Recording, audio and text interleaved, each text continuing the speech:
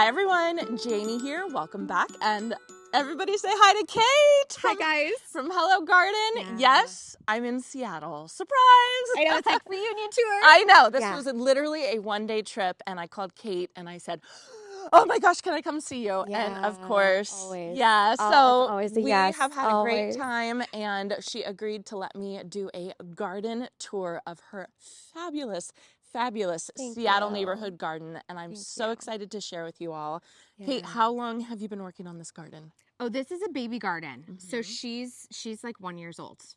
Really. But it's beautiful. She's 1 year old. So I like to say this garden is in its infancy. Yeah. And I love the honesty of that experience because I think we see so many beautiful, beautiful gardens that are all done. Yeah. And Yeah. I'm like, man, that represents decades of work. Yeah.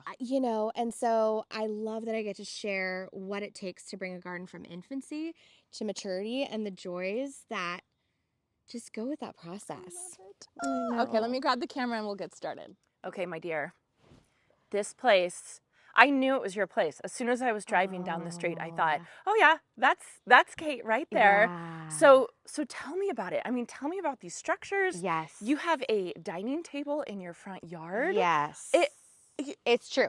It's true. So I'm a landscape for those of you who don't know me, and I'm like, I feel like my best friend Janie, like, I feel like we've been on each other's channel so much that it feels like I know your followers. And anyways, Janie and I, we met at the Northwest Flower and Garden Festival.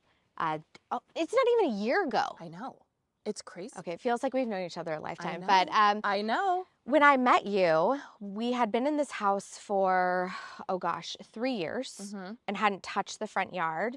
And I think as a landscape designer, this is the age-old, the cobbler's children never have shoes. Yes. You're always going and going and going. And I found myself in so many other people's gardens that I just thought, I need to reboot myself because I got into this business because I'd love to garden.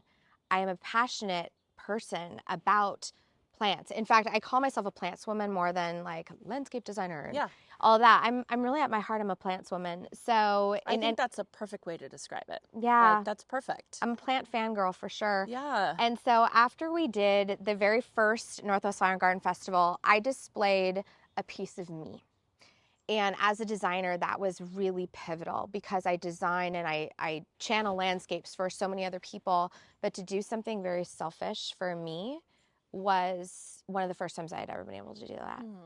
And I did a garden called Dinner Interrupted. And it was all about connection and joyousness and playfulness, and it was a mixture of edibles and ornamentals, which I love to do.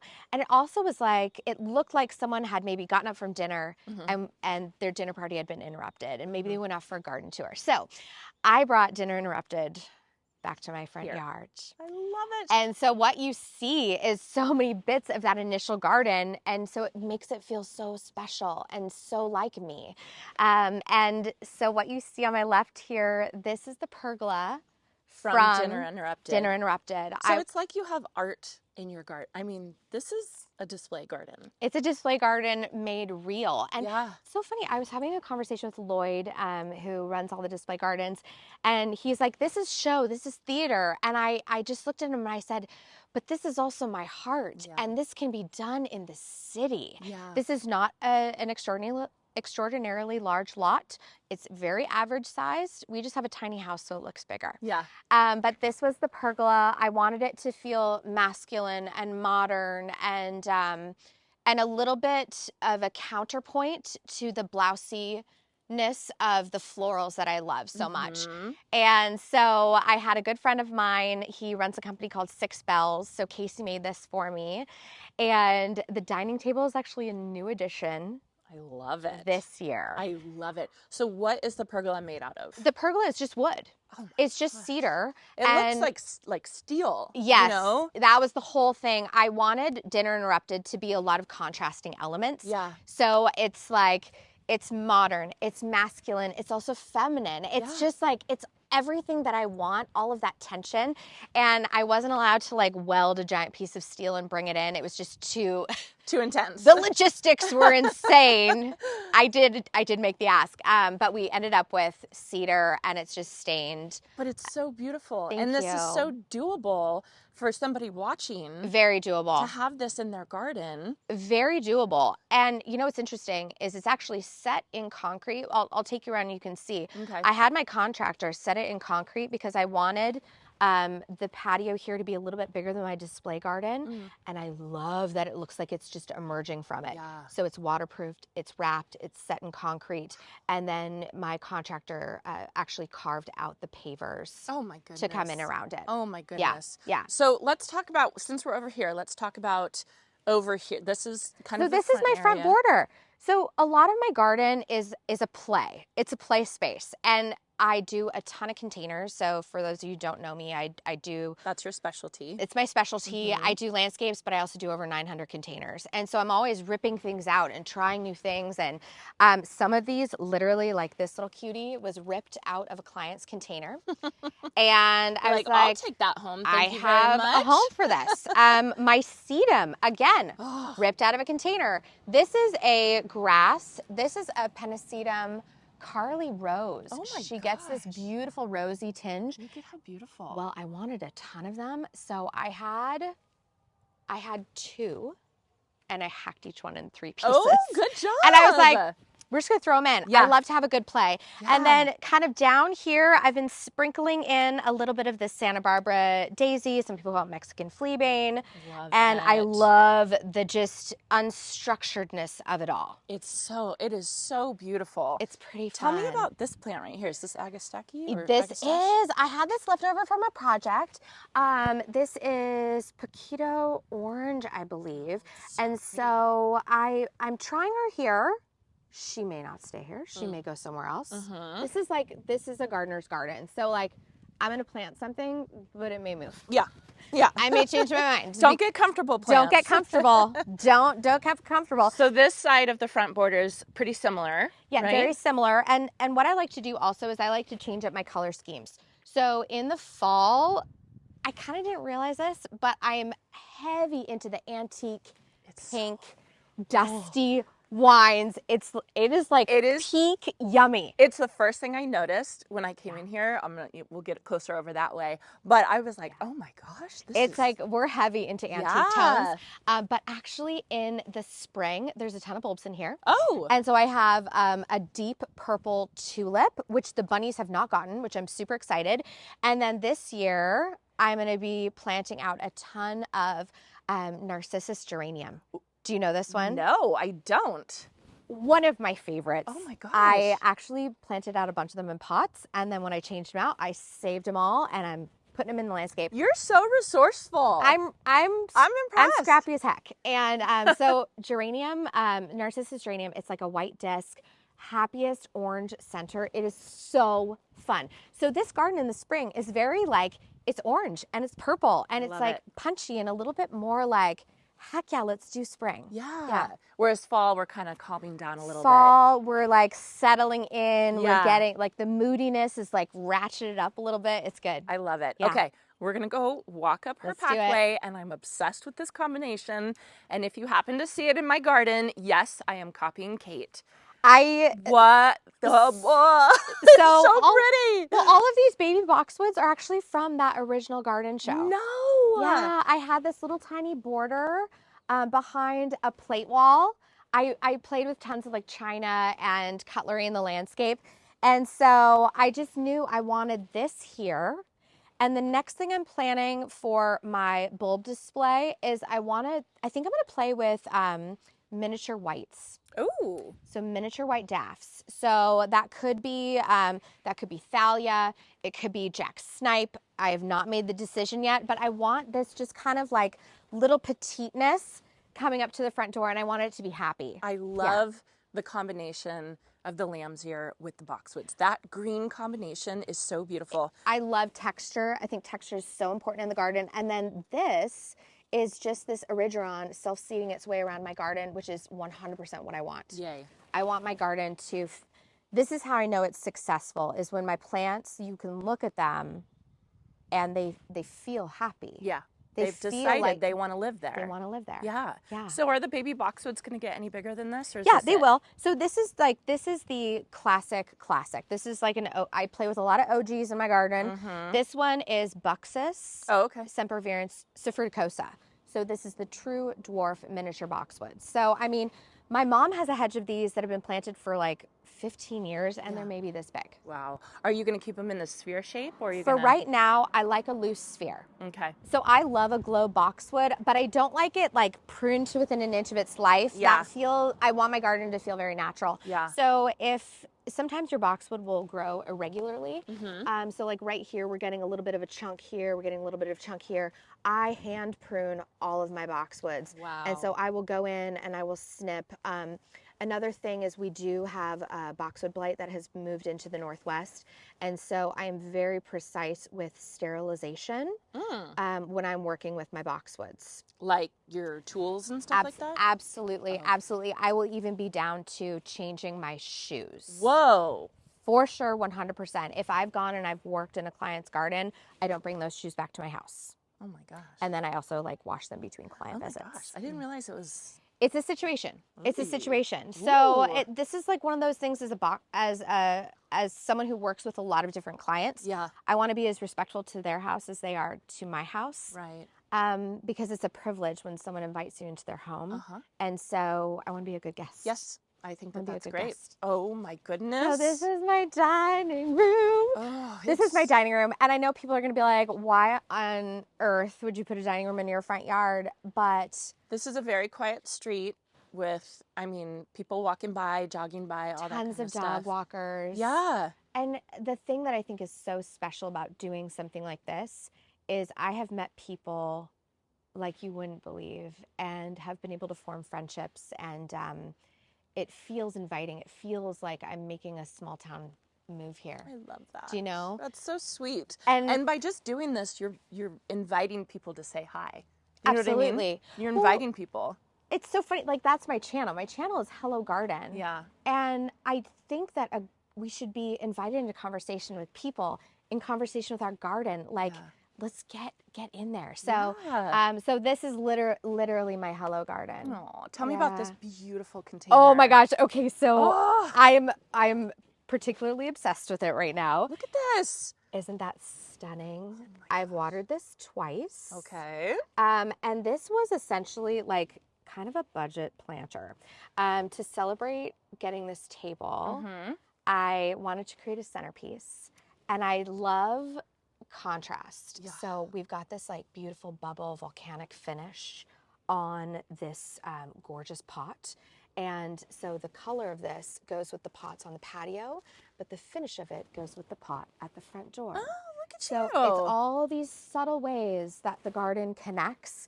Brian loves space, and so that's what these are our moon planters, and that's our little spaceman there. And this is just the most durable planter. So we have gorgeous sedums here that the bees have just been going nuts over. And look at that color. This is beautiful. Holy cow. And then I just picked up a ton of little sedums here. I did a whole video on this, so it's over on the channel. You can check it out. And then this is a portulaca.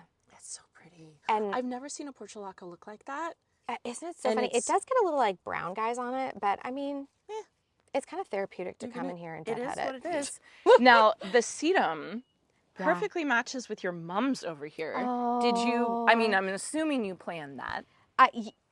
Yeah. You did good. I did. So what's really fun is I wanted to get these done before you came. Oh, thanks, friend. Before you came, I wanted like something really fresh for you. And I just, as soon as I saw the natural color theme that was emerging, I was like, this is it. Okay, and hold on. Okay. Look at the mum. Oh, it's so cute. Look at the mum. She's so cute. And look at the rose right over here. Oh. I mean, like, what is this one? That is Celestial Night. Wow. Did you plan that? I mean, did you plan for the rose to bloom at the exact perfect time? I did. You know, it's so funny. And I'm like, we're finished up with a flush, and I've been, this is the Northwest, and so we battle black spot on our roses. Oh, yeah. Hard. Yeah. Everyone. everyone battles black spot. So I've actually already defoliated my poor little, this one is Honey Dijon. And so I had to defoliate and doing treatments on it. This foliage is actually looking really good. And look. Yeah. Like what? You got a new bud. I don't know what's happening with her. And then you have this beautiful one. This is, well, she's next on my treatment list. That is the Lady Gardener. Oh, it is. This is a very classic David Austin. Wow. She smells delicious. She's apricot-y, very, very heavy bloom set. I wish that Honey Dijon was blooming for you. Yeah. Because it's really fun. You've talked to me about it before, it's super and fun. I definitely have to see it. And Tell me about this border. Oh my gosh. Okay, so this is actually another piece from the Flower and Garden Festival. Oh my goodness. So from that first show, this was actually the backdrop. And what's funny is this pergola was situated this way. Oh. And from the end of it, I hung a mirror so that as people walked into the display and looked down the table, there was a mirror hanging in front of this yew hedge. And the whole concept was I wanted people to feel like they were in my garden. Kate? And so, oh my God. as people went through, what started happening on Instagram is I started seeing pictures of people like in my garden, like, but it was from the reflection point of view. Yeah. And it looked like they were at the table with me. And so it was like, it was so cute to have all these moments that people were discovering and they were having just a proper play in my garden. Yeah. Which, as like a designer and showcasing something that's very personal. Yeah. And very me. Yeah. And it is judged. Yeah. It is judged. Yeah. It's like, I had kind of a meltdown the day before the show opened. And I was like, what will people think of this truth that I'm offering? Yeah. Do you know what I mean? Right. It's like YouTube. Yeah. Because you put it all out there and then you just have to wait. Do you know what I mean? Yeah. And you have to take what you want, you have to you have to be strong and take what is given to you, basically, and know yourself and know that you're going to be proud of what you did, right? Well, and I think that's a lesson also that I'm learning from you is it's this whole concept of like you can be the juiciest, ripest peach in the whole entire world. Someone out there is not going to like peaches. Right.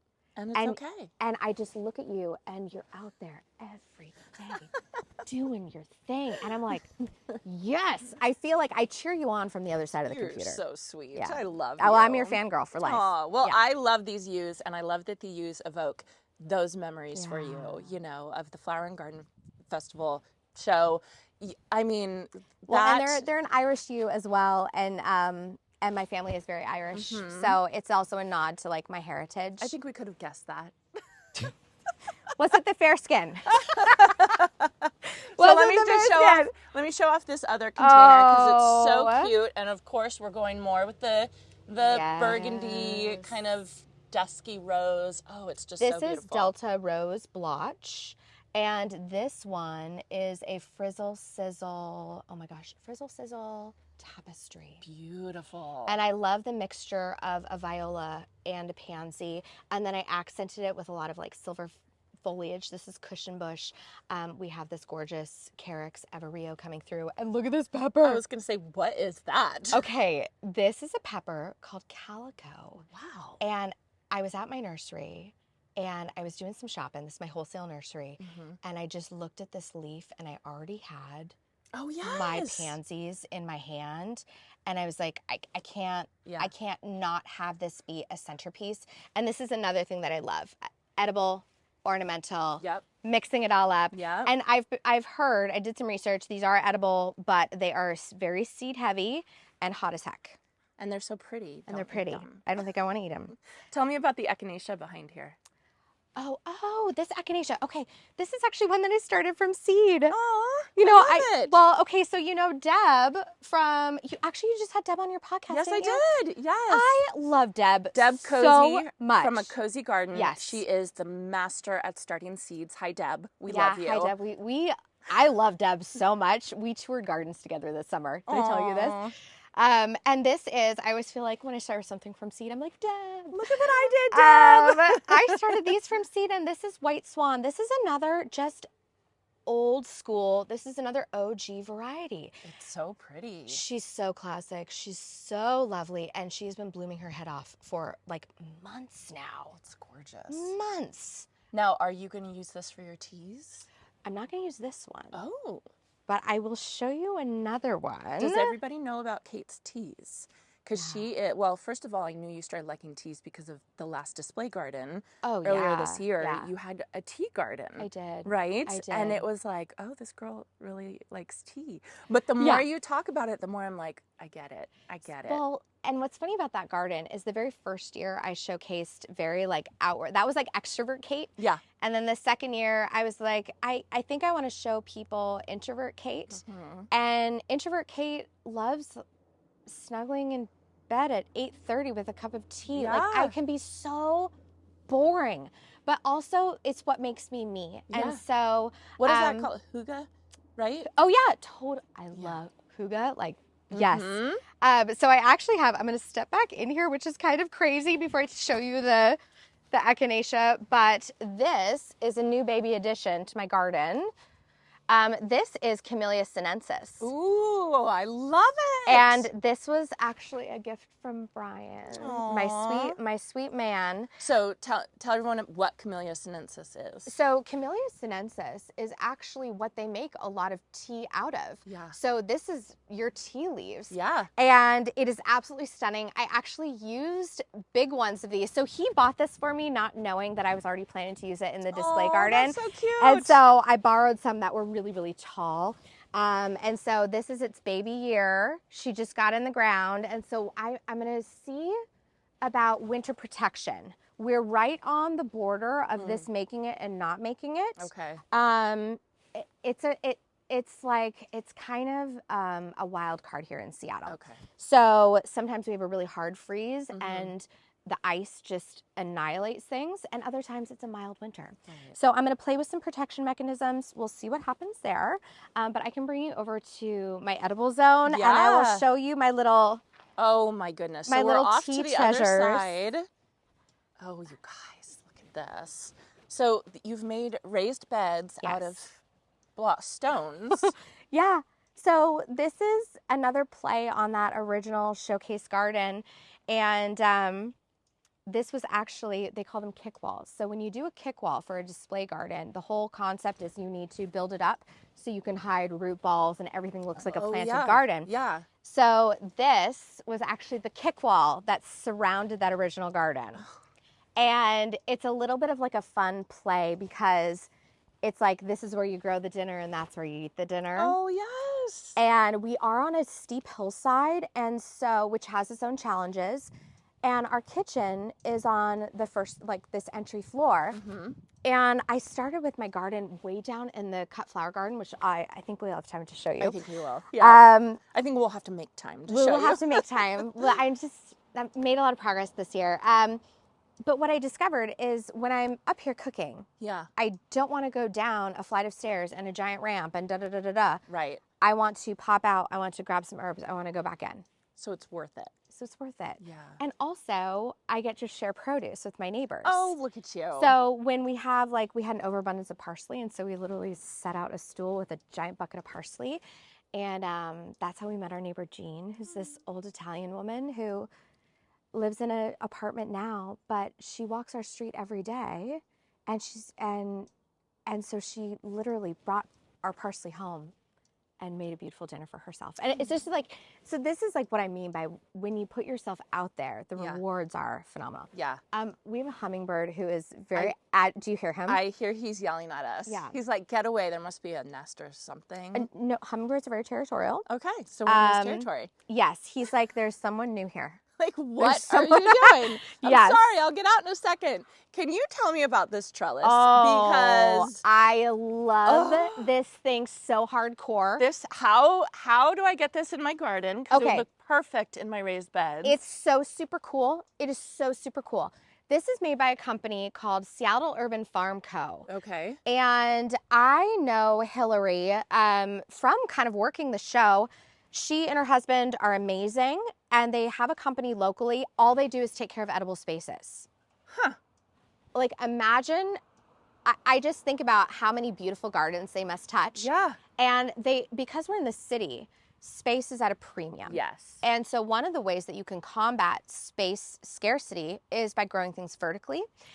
So when they came out with this, I was like, Hillary, I need one. And she's like, oh, I'll give you one. And I was like, no. you're a small business, I'm a small business, I buy it. Yes. And, but she did give me an affiliate link. So you can buy these online? You can buy them online. Okay. Yes.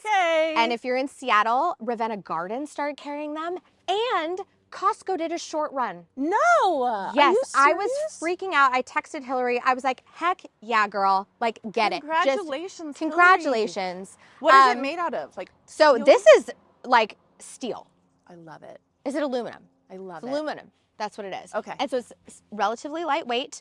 It comes in pieces. So you can see this single piece here. Yeah. And so what's funny is my little brother, Denny, and his husband, Todd, they've linked 3 of these together. Oh.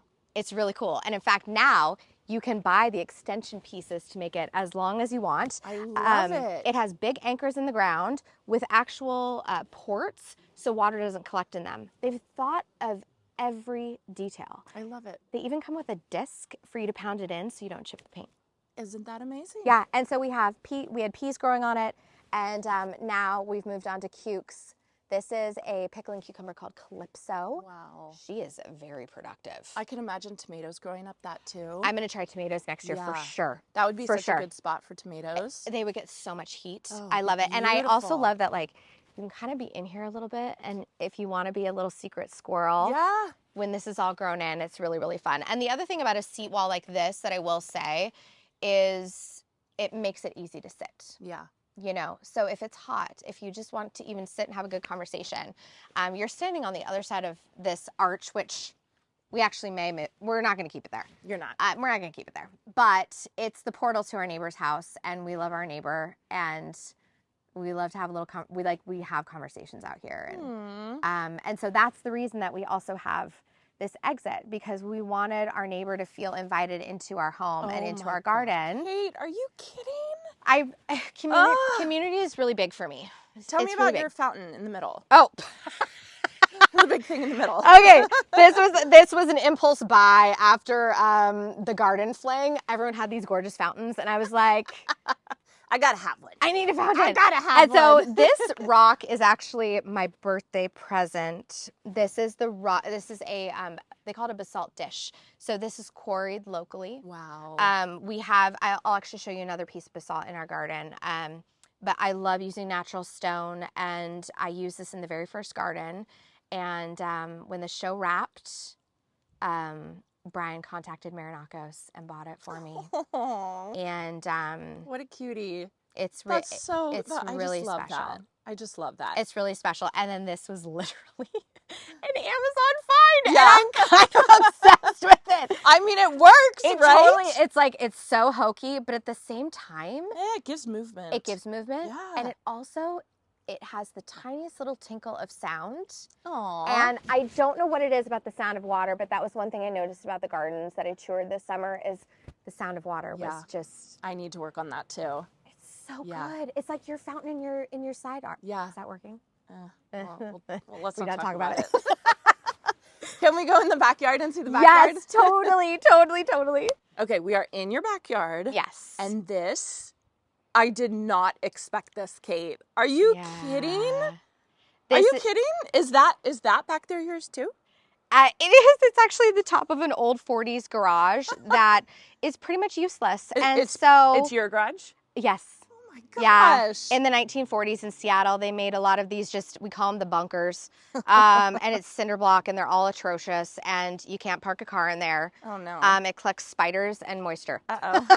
Okay. And so we made it into a patio. I love it. It's beautiful, and it gives you another reason to go down into your garden. Yeah. So first tell me about this space up here. Okay. So this was kind of a counterpoint to a really public space. You know, I created this little tiny patio was here, and I always kind of thought it's just useless. Mm-hmm. Why even bother? Right. And then I thought, let's actually just put some pots on it and see what happens. And I thought, it's going to be kind of cool. Like, I can see the cut flower garden, and we've been working so hard on it. I was like, I want a place to enjoy it and not just like toil in it. Yeah. And so we started redoing this space, and I was pressure washing, and I had this moment where I was like, here I am, and I'm kind of knocking on this little tiny patio that clearly someone at some point did by themselves. And it was just this moment where I was like, you know, this could have been like the best someone had. And like, let's make it something magical. Yeah. And so this is my little kind of introvert zone. It's amazing, amazing early in the morning. I was just going to say, drink your coffee here. When you don't, when you're not ready to invite the world in, this because is the perfect spot. You're right. Like in the front yard, you have to be ready to invite the world in. And there are days and times where I don't feel ready to invite the world in because I'm a human having a human experience. Absolutely. And so Brian and I will sometimes sit out here and... I love it. This combination that you've done. This was another just total wild play zone. But, okay, so tell me about, you have... Oh, I've never grown eucalyptus. This is beautiful. It's super cool. It's silver dollar. You can't throw it away. You have to go put it in It's got to go somewhere, right? Yes. And then these beautiful petunias. These are, I believe, Saturn. Wow. And then I remember you talking about these and saying, oh, yes, how much you love these. This is a vinca.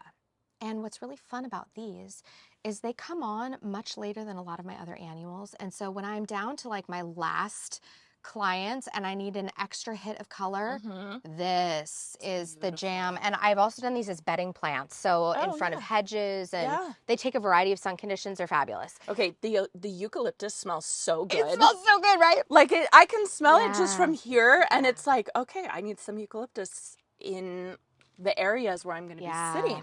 Well, and it's so funny. I talk a lot about plants fitting the energy of the space that you're wishing to create. And so for me, for this little quiet zone where, you know, sometimes we'll be out here and we'll be making a list of like things we got to do, like soccer practice schedules, blah, blah, blah.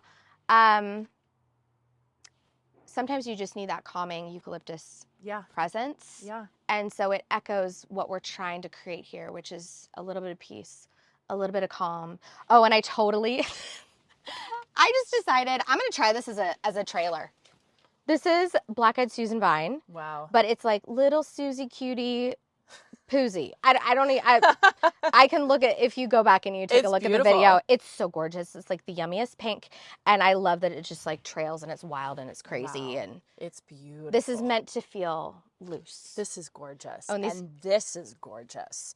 This is absolute. Can we go down here? Yeah. Oh, absolutely. Absolutely. First off, your neighbor's magnolia tree, I know, is incredible. I'm sure it's very messy. It is. It's she's a mess. Like, do you know what variety that is? I believe it is the world's largest teddy bear. World's largest. Well, it's happy. It's happy, and I mean, you can see it's just blooming here. Yeah. I mean, they're just cups. They're like, beautiful. Not even a cup. It's a chalice. So that's beautiful. That's not in your gorgeous. garden. That's gorgeous. What is in your garden is your incredible dahlias. I know. Wow. So this is cafe au lait. Beautiful. Just smoky, peachy. Claudia would be so proud of you. I think so. I always want to like text her photos and be like, I'm doing it. What is this one? This one is an unnamed variety. It was actually a gift from my neighbor who passed a couple years ago. Her name is Marilyn. I have this one. You have this one. It hasn't bloomed yet because I planted it late, but it's coming and it looks healthy. And I pinched it back like I was told to. Oh, good girl. It's beautiful. Well, so I've named this one Marilyn's White. And I gave you one of these too, and it hasn't bloomed yet, but this is Marilyn's Magic. Okay. This one is awesome. Okay. It is like white and peach and like a tiny bit of, it's so good. How so fun. Good. What is this one? This beautiful bright one. Oh my gosh. This one is Yarra Falls. Wow. That is. Isn't it crazy? Oh my goodness. And they're all different. Oh my goodness. They're all like just a wee bit different. I want this. You have to send me. If you divide I will divide. I will for sure divide. I definitely want that one. This one actually I think you want too. This one is Otto's Thrill. Oh my goodness. I mean, my goodness. Like, she is so beautiful. This is crazy. So you're a Dahlia fan. I'm a big Dahlia fan. And so this garden has been a big journey for me. You know this, but my dad passed a couple years ago, and just after he passed, that's rough. Yeah. And I just let this whole garden go. You know, I just couldn't do it. It was like, we have so much bindweed, we have so much blackberry. And if you've ever dealt with invasives, it takes an emotional toll on you, I think. 100%. And I just didn't have it in me to fight. Yeah. And this year I felt like, actually, we're going to do it this year. Good. And so it's been a journey of reclaiming the space, and it's been like the best therapy. I'm glad you gave yourself the time, though. You know what I mean? Because, I mean, we all need a break sometimes. So give yourself the time to recover. And then when you're ready, thank you. You know, whatever the garden has to give you, then you can get it. Well, and I think, thank you for that. And I think the other thing I struggled with also is I'm like, I'm a professional. I know. I have a terrible looking garden and I'm a professional. And so I had to give myself a lot of grace to even just share this journey on YouTube. Mm-hmm. But I thought, there's so many people out there who are struggling. Mm-hmm. Life is not always sunshine and lollipops. It is amazing and wonderful and joyous, but sometimes it's hard too. Perfection is boring. And if we edit out the hard stuff, what gives someone else inspiration to keep going? 100%. So this has been my labor of love, and it has been a wild ride. Like, for example, poodle skirt. Okay, is so cute. She's been in my garden for, oh my gosh, since before Dad passed, so 3 years.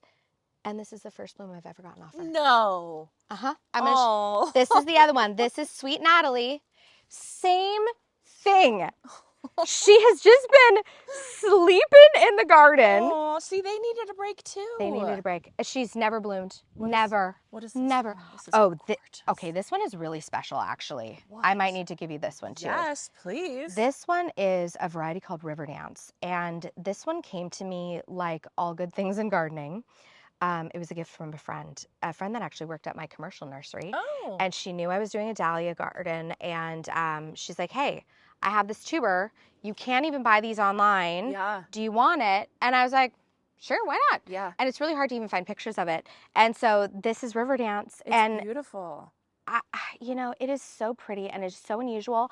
And what's great is like, okay, so on Poodle Skirt, for example, you have this single layer of petals, really robust center here. This is like an anemone style dahlia. But then over here on River Dance, you have like layer upon layer upon layer, and then this giant puffball in the middle. And then the more it blooms, the more the center blows out. Oh, I love that. So you can actually see it. This is just when the center starts to bloom out. Yeah. So it's been really fun. And there's always surprises. Like, what is that? Love it. We're unsure. Oh, you don't know. I have to Not say, a clue. how amazing is this? Oh, I'm obsessed with Question this. mark? Oh, yeah. Okay. So actually, maybe that one's Rip City. This one is for sure not Rip City. Right. And I will show you why. I don't even know what this is. Where is she? Where does she come from? But she's beautiful. Unsure, but look how cute she is. But she's beautiful. She's so cute. I just love the question mark. Like nope, nope, that. That's for sure not that one. Not that, but question mark. Yeah, I will show you. I do have a Janey Dahlia. Ooh. And did I give you these tubers? What is it called? Joey Winnie. Yes, you did. Oh, yes, good. you did. Look at her. Yay. This is like, if you, obviously you all know Janey. If this is not just like amazing pink madness, and she is a heavy producer. I mean, look at this. It's just crazy, it's beautiful. She blooms her head off. Oh, I can't wait for mine to start blooming. So good. I'm so excited. Yes. And I can't believe you have snapdragons still. Oh, yeah. Mine go forever and ever and ever. Wow. We ran out of steam here, so none of these are staked, so they're all a little side-lying. But I am a snapdragon fanatic. Yeah. So you can see right here, we've got, I do have to say, I really love my Potomacs. This is Potomac Red.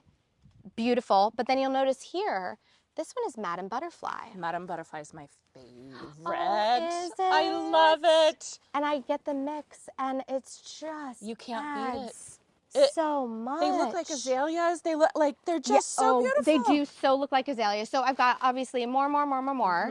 And we have really been struggling with bunnies, and they have feasted on everything I've grown and just really done their best to decimate the garden. Yeah. But we are persevering. Well, look at you. You got tomatoes. Oh, that's pink war. Wow. That one is so delicious. Yum. That's a new one that I'm growing this year. I always try new things. This is just incredible, Kate. I had no idea. I had no idea. I mean, you don't imagine, you know, it's a hillside. They live on a hillside, so you're in the front and you don't think of anything being in the back. It's kind of a surprise. What is that? Okay. So this is so my whole garden is an experiment. These are heirloom mums. Oh. These are heirloom mums. Oh my. And I got them from the Chrysanthemum Society. I remember when you were talking about that. And I am like waiting. I'm like, where are my blooms at? Some of them are just starting to bud, but this is my first foray into chrysanthemums. And I love to know more about our plant world and what makes it tick and different things. And how there's a whole society dedicated to this plant right here. Oh. You know it has to be something, right? Well, so here's what's interesting. I also learned through my research that many of these varieties are in the United States because somehow they like accidentally went in someone's pocket who got onto an airplane, and because the UK will not export these. Oh my gosh. So they're not even supposed to be here. I'm like being super controversial right now.